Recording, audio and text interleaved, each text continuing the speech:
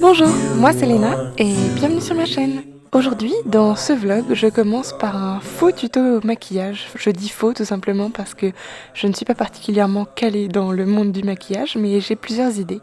Ici, je vais donc vous montrer comment j'ai utilisé ces décalcomanies papillons. J'ai choisi le papillon bleu pour en faire un maquillage un petit peu... J'avais cette idée féerie et festival de musique à la fois. Alors bon, j'ai commencé par appliquer la moitié du papillon. J'ai bien coupé le papillon en deux au niveau du corps du papillon pour avoir des parties égales. J'ai ensuite appliqué chaque moitié au niveau du coin externe de l'œil avec l'éponge et l'eau. C'est comme ça qu'on appliquait des calcomanies. On se faisait des tatouages semi-permanent, on disait, mais qui était plus particulièrement très peu permanent à la journée, sur les bras, sur les avant-bras, sur les jambes, un peu où on le souhaitait, avec ces décalcomanies-là. C'est passé de mode, mais ça peut être encore utilisé apparemment. J'ai testé voir ce que je pouvais en faire, et ça m'a bien plu de m'amuser avec ça. Donc après avoir mis ces décalcomanies-là, j'ai mis de... l'highlighter, en réalité, vous l'avez vu, je vous ai montré, je me rappelle plus du nom, mais c'est censé être du fard à paupières, j'aurais dit, je crois. Je ne suis plus sûre. Vous voyez, je m'y connais très bien en maquillage. J'ai ensuite appliqué ce que j'ai trouvé chez Kiko. C'était un crayon pour les yeux que j'ai mis dans la muqueuse, un espèce de verre d'eau. Et puis j'ai ensuite appliqué des traits d'eyeliner blanc, l'eyeliner lui aussi trouvé chez Kiko.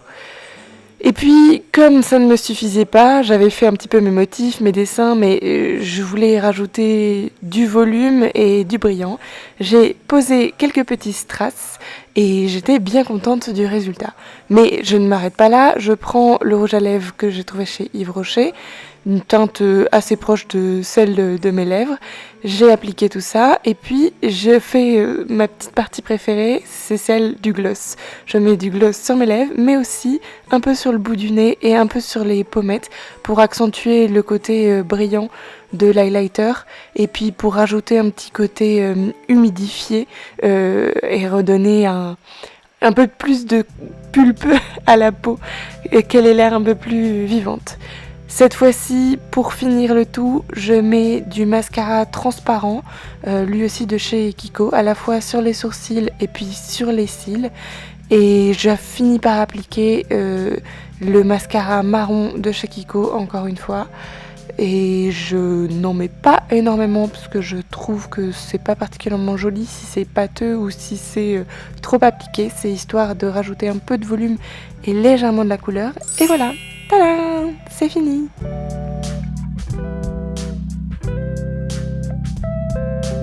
Bon, je vous ai fait un tuto qui n'en était pas vraiment un. Je vous montre le résultat, j'en suis plutôt contente. Et je vous laisse en musique et je reviens dans un instant pour vous accompagner au musée.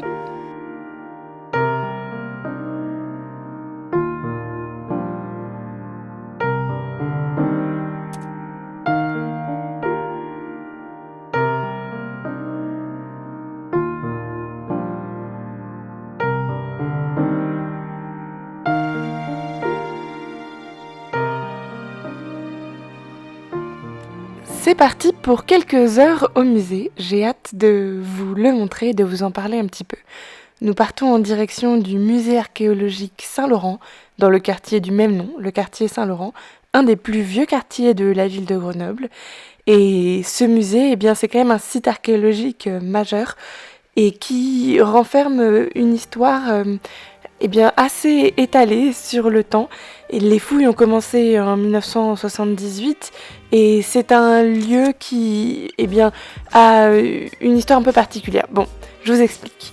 C'est une nécropole. Alors une nécropole, c'est un lieu qui s'apparente à un cimetière, mais on ne l'appelle pas cimetière, tout simplement parce qu'à partir du moment où c'est considéré comme étant un lieu de sépulture patrimoniale ou archéologique, on ne dit pas cimetière, mais on parle plutôt de nécropole.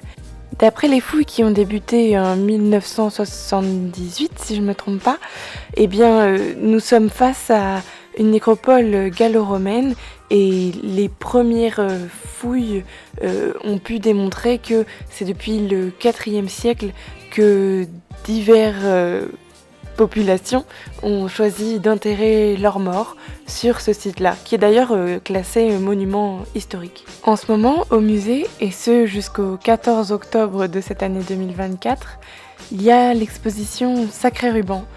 Il s'agit d'une exposition contemporaine qui a été proposée au musée à une artiste qui s'appelle Rebecca Fabulatrice,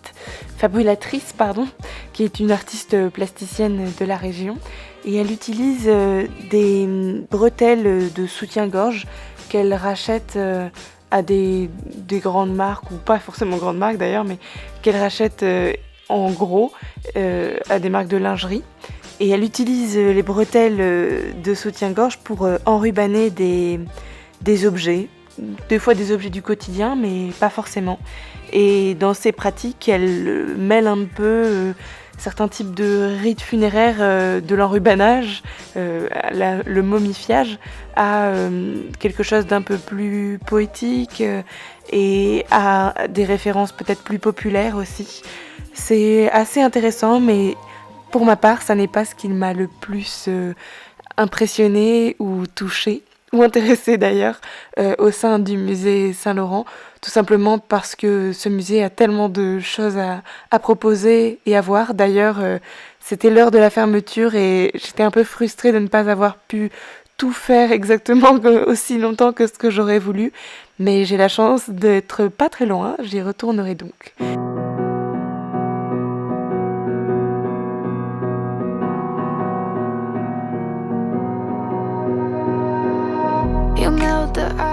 Vous avez au loin les rubans rouges qui pendouillent là-bas. Ce sont une partie des œuvres de la créatrice dont je vous parle. Et là, vous avez les fondations d'une des premières églises qui avait été érigée à l'époque. Et beaucoup d'autres sont arrivés. Et le lieu est désacralisé depuis, mais bon, c'était très intéressant. Et en parlant de centre d'intérêt, après avoir mangé un bout et après avoir dormi un peu, je retourne m'intéresser à d'autres choses et je suis à la bibliothèque Chavant. Bibliothèque assez sympathique avec une belle vue. En plus de ça, il faisait très beau ce jour-là. Après avoir travaillé une bonne partie de la journée, j'ai fini par retourner en ville, faire un petit tour chez Mad Vintage. Je n'étais jamais passée là-bas encore. Je voulais aller voir ce à quoi ça ressemblait.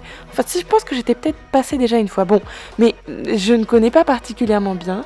J'ai fait un petit tour. J'ai trouvé le pantalon velours que je vous ai montré avec un espèce de petit dinosaure dessus. Il était très mignon. Mais je trouve toujours que les prix sont bien trop exorbitants selon moi.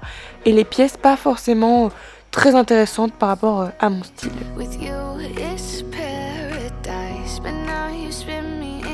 La journée s'est terminée au théâtre, ça faisait longtemps que je n'y étais pas allée, j'étais très heureuse. Merci d'avoir regardé la vidéo jusqu'ici, j'espère qu'elle vous aura plu et qu'elle vous donnera peut-être envie d'aller au musée, celui que je vous ai présenté ou un autre près de chez vous ou dans une ville que vous allez visiter sous peu. Pourquoi pas. N'hésitez pas à mettre un petit pouce en l'air et à vous abonner. Et je vous dis à dimanche prochain, si tout va bien.